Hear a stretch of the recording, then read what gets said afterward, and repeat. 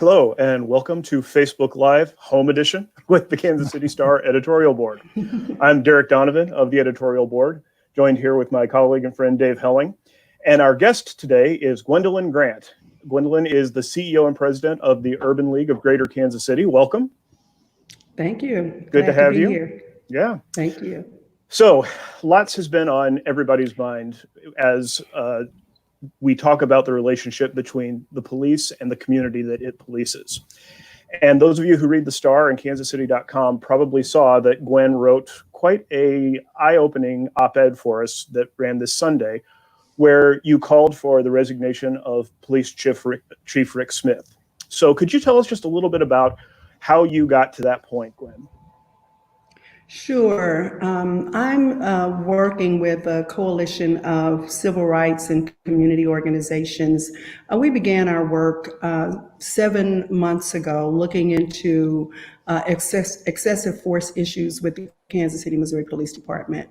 Over the past 11 months, 3 Black men had been killed by KCPD officers, 2 of whom were unarmed, and the third gentleman, Cameron Lamb, while armed, was on his own property, had not committed a crime, and from our perspective, the police violated his Fourth Amendment rights. So as we began to look into these issues and conduct our due diligence, it became abundantly clear that we have a serious problem with transparency and accountability within the Kansas City, Missouri Police Department that primarily resides with the leadership of Chief Smith. So, and as we conducted our due diligence, we found that Chief Smith had refused to provide probable cause statements in cases of excessive force that involved his officers while providing probable cause statements in all other instances. So he pretty much, leads a 2-tiered justice system. We found that there's a lack of transparency with regard to cases involving officers, officer misconduct. We found that he, in the case of Cameron Lamb, as you all know, Prosecutor Gene Peters Breaker was able to get an indictment on the officer who killed Cameron Lamb. And in that case, there were some discrepancies in terms of how that case was handled. But while that case was under investigation, Chief Smith, in less than 10 days after the homicide, reinstated the offending officer, put him back to work, which in effect was just as if he, had exonerated this individual while the investigation was still ongoing. Now that the man has been charged with crimes, and that was a problem. There are just numerous instances: the use of excessive force, the manner in which he deployed his officers during the protests on the plaza, and then doubled down when his officers used tear gas and pellets against the protesters. He felt that they had done no wrong, while we had a video that was running viral across the globe showing the officers pepper spray and tear gas protesters who were doing nothing more than lifting their voices in peaceful protest. So it's just one thing after another. Do you, Gwen, think that removing Chief Smith will solve the problems at the department? I mean, I think one of the arguments you're going to hear a lot of people make is, hey, look, I mean, I know in my own case, I've covered 6 or 7 chiefs of police in Kansas City. I probably lost count going back to Steve Bishop and before that even. And give or take, you always have the same problems a little bit. It involves not just the chief, but the governance structure, the influence of the Fraternal Order of Police, and the contract that it has with the police board. I mean, Rick Smith is arguably a symptom and not a cause, if you will, of this problem. Well, it's all of those things, Dave, and we're working to address all of them. So we believe that leadership is an essential of forms that we are seeking. So certainly we need new leadership. We need the reforms within the policies, practices, and procedures within the department.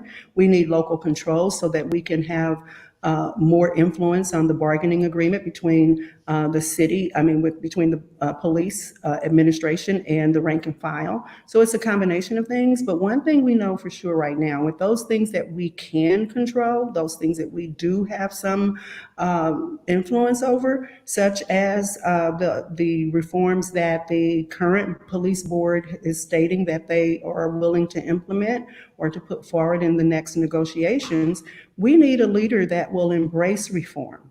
And Chief Smith has demonstrated that he just is not really, up to that challenge.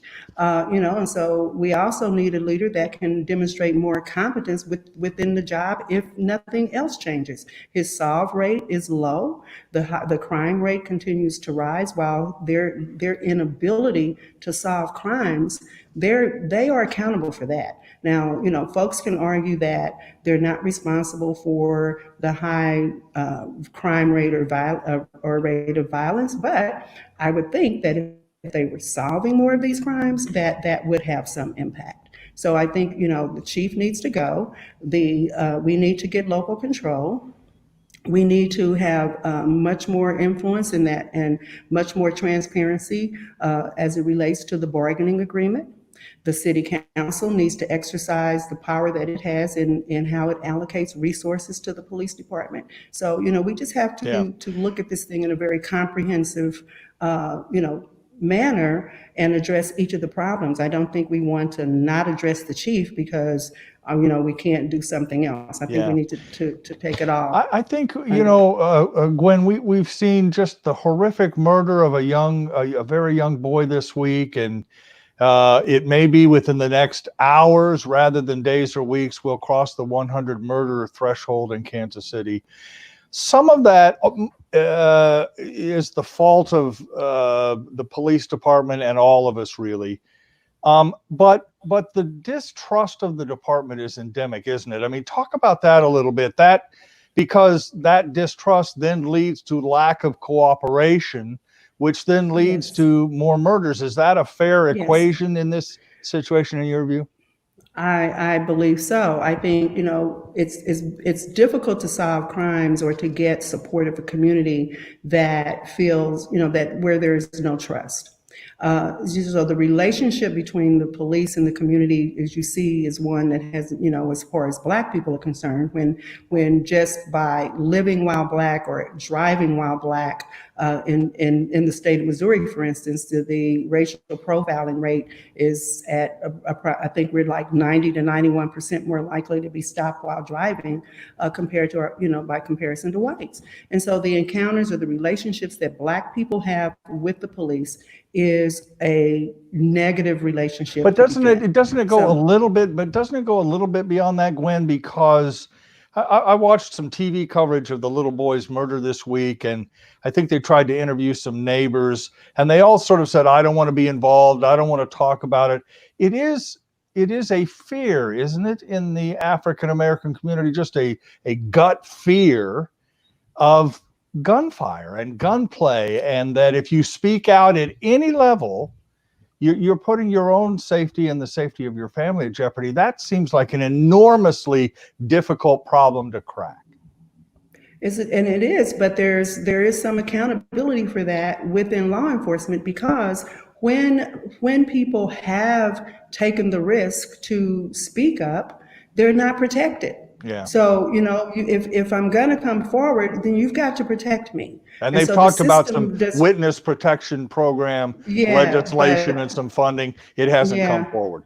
It hasn't come forward, and I don't think it's very effective for a number of reasons. I don't know that we can lay that all at the feet of the police department alone. I think it's problematic within the justice system overall. But the problem with the police department is that when you over-police a community, when you are constantly, oppressive in how you conduct law enforcement, then there's not going to be any trust.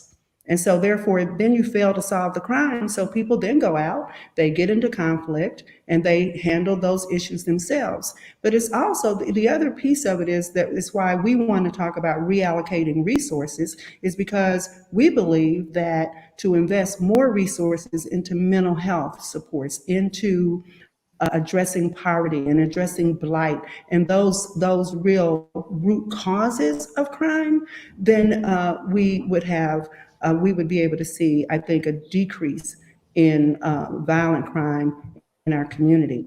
And so that's why we want to support and push for the city council to exercise, the power of how they allocate their resources to gain control of the police department. There have also Until been they so many. achieve. Yeah, we've had so many discussions about being prescriptive, and one of the things that people always talk about is that so many folks encounter with the police are when they're at their low moments. You're more likely to come into contact with a police officer when you're in the middle of an argument or something. And we talk about ways to head off those conflicts before they get to the physical stages. And you might have seen recently the director of the Center for Conflict Resolution here in KC wrote about the importance of maybe not sending police to those types of situations. What other prescriptive methods might we use to try to address keeping that violent crime rate down? Well, I think that I like the concept of not sending police officers always into those situations, because when you'll find that a lot of violent crime is really about conflict in personal relationships, and there's the inability to intervene at that time. I think that the police department needs to really, work on de-escalation strategies, because when officers show up in those cases, they should be trained in de-escalation, rather than typically what happens is they make the situation worse. So, beyond that, that's my best thinking on how to best approach that.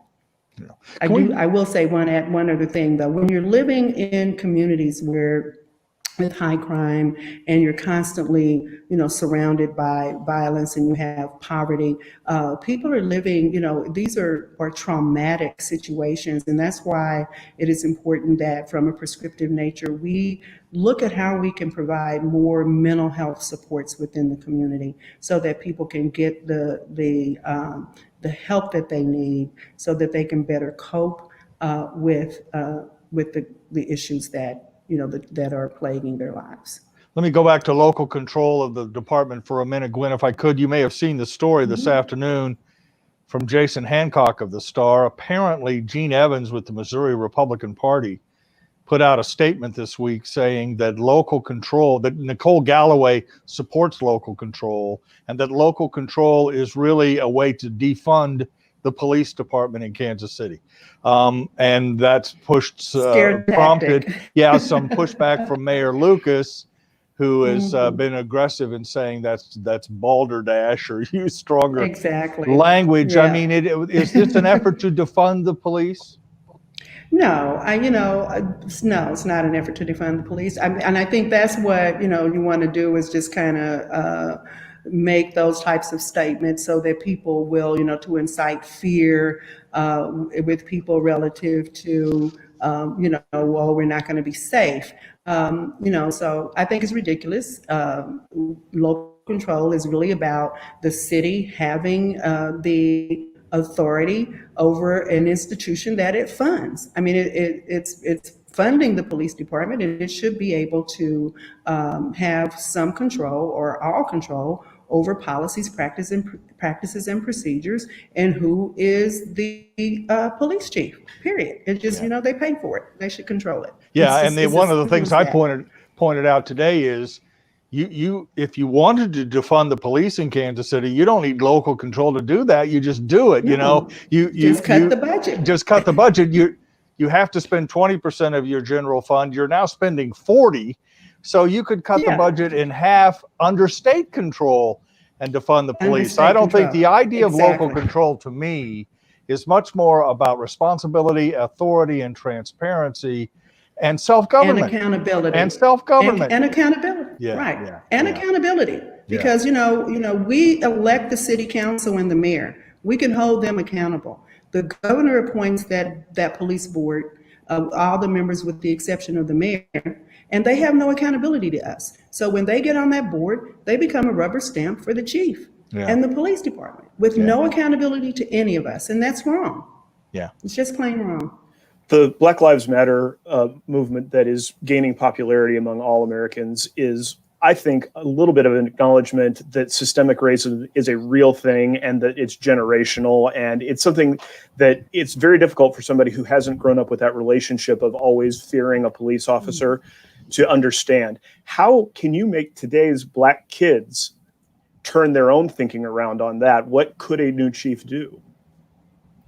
Well, what I like in terms of looking at models, and we're doing that now, is I think police chiefs and police departments that really, I like the Camden model. I mean, I know that there are probably some things in it that are not so great, but what I've seen is how they totally transform that police department so that they have these authentic community police relationships. And so sending police officers to a neighborhood meeting and giving them crime reports is not police community relationships. It's just, and this is what's happening here in Kansas City, and Chief Smith thinks that's strong community policing. And it's not, so what it means is you have police officers who are visible in the community, engaged in relationships with the community. They collectively work and they have respect for the humanity of the people that they're serving. And so that's what it is. And to get to that, you have to have something that I referenced in when we had our press conference, is what we're looking at, is that a police department that focuses on something called procedural justice, which works at police departments being fair in their processes, transparent in actions, providing opportunity for voice, and being impartial in decision making. Those things don't happen here. We have a two-tier justice system. The chief, protects his officers while, and wants them to be able to navigate the justice system totally different than the rest of law citizens. And there's no transparency or accountability in the process. So you can't get there when you have a dual system of justice. You're just not going to get to that place of respect and where young children feel like the police are truly there to protect and serve them. I can tell you, a story. My 15-year-old grandson, when all of this stuff started going on, asked his mom, could he go outside? And she's like, well, why are you asking me? You don't have to ask me permission to go outside. And he's like, well, Mom, with all this stuff going on, I don't know. Is it safe for me to go outside? That's painful. Then another 6-year-old who was like, he didn't want to open the door when the police knocked on the door because their burglar alarm went off, tells his mom, like, no, he didn't want to open the door. He's scared of the police. He's scared of the police because of what he sees in the news. When he happens to see what's happening in the news, and we see police brutality against Black people. Yeah. Young Black boys being killed by police for doing nothing. So, it's going to take a lot to overcome that. Yeah. But you do that by building trusting relationships in communities, authentic relationships in communities, and not policing communities in the way that we're currently being policed. Can we quickly, Gwen, move off a little bit from the police department and talk about the decision last week by the city council to reject incentives for the BlueScope project down in the West Bottoms, which I know you and others had been paying attention to. And of course, the so-called Bravo Hotel may or may not be coming back. You're tempted to look at that and think maybe the tide is turning about incentives and a better understanding of the impact they have. At the same time, this is the council that approved the Waddell and Reed project, which may or may not happen depending on the economy, approved incentives for the USDA. So it's really a mixed message. Can you give us your own sense of where you think we are on this discussion as to whether we need to be providing tax breaks for businesses that promises to bring jobs and provide revenue to the city? Yeah, so I was really pleased with the BlueScope decision, and certainly. Were you surprised by it? So let me tell you, I was surprised at the vote. The 9-4. We were counting votes and thought we had a solid 7, so that it was going to go down. But we were surprised to see that it went down like 9-4. And we think that the messages that were brought were impactful. And I honestly believe that in the aftermath of George Floyd and this country and this city waking up to see that, we have a problem with structural racism and we have to just stop. Yeah, And so let me people are stop you finding there. the courage to call that out. Yeah, Go ahead. it's an important point because the discussion on the BlueScope project took on a racial tinge, didn't it, Gwen? Yes, Because yeah. some of the members from north of the river objected to a claim that they were protecting schools and that inner city schools are not being protected. Is there a danger, in your view, in Kansas City, Missouri, of sort of a split between, Kansas City south of the river and north of the river that is lasting and permanent and dangerous on a racial basis? Isn't that potentially a problem in Kansas City? Well, the fact of the matter is that race is a problem in Kansas City.